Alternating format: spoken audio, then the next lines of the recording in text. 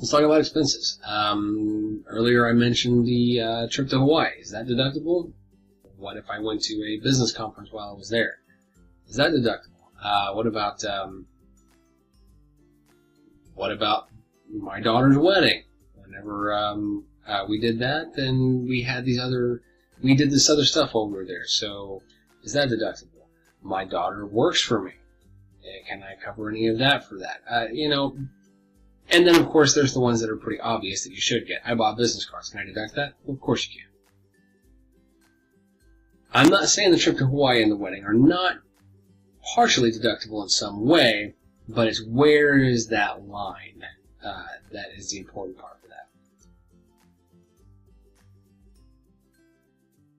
So when it comes to specific tax deductions, the first thing you want to do is you want to check out a tax organizer. That's usually something that a tax guy will give you, and the section on business expenses will be a real good summarized list of everything that most people can deduct for a business. I have one on my website under resources. It's a TIP form. It's an acronym for Tax Information Package. And that one gives, under the business section, it kind of lists everything that you can deduct for most people. It's got kind of a little description next to it. For those who want a lot more of an in-depth, real, right from the IRS definition of what you can deduct, get on Google, find publication 535, and read that thing. It's awful. Most of it won't apply to you. It's just really terrible stuff, unless you're trying to get to sleep at night, in which case it's fantastic.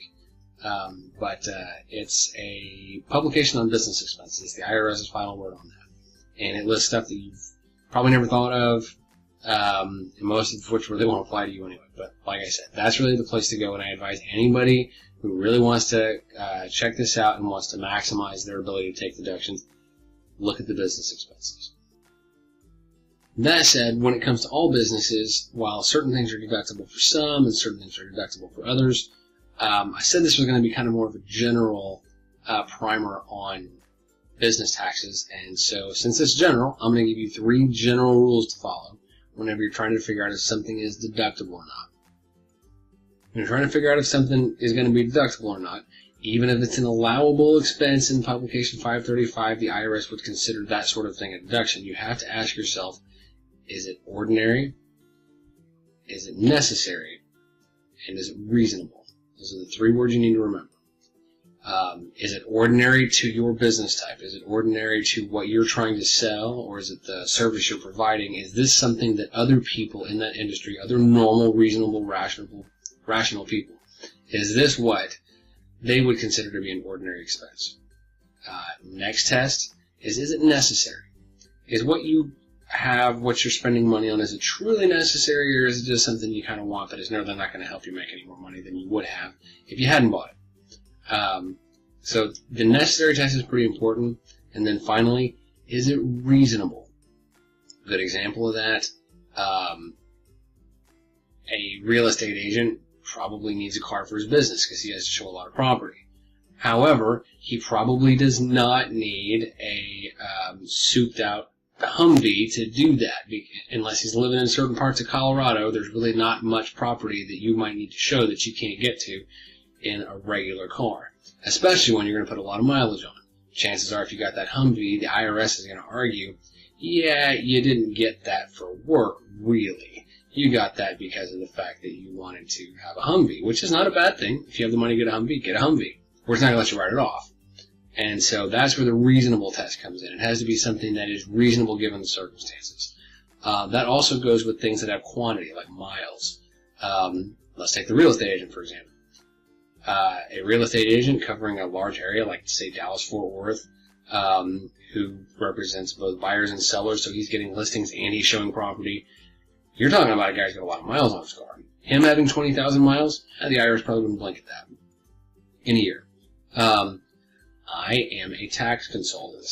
I generally sit behind a desk and talk to people on the phone all day, or have appointments where they come to me. So if I tried to claim 20,000 miles on a car, yeah, they'd have a little problem with that. They don't see why in the world a guy that has my job would actually drive that many deductible miles.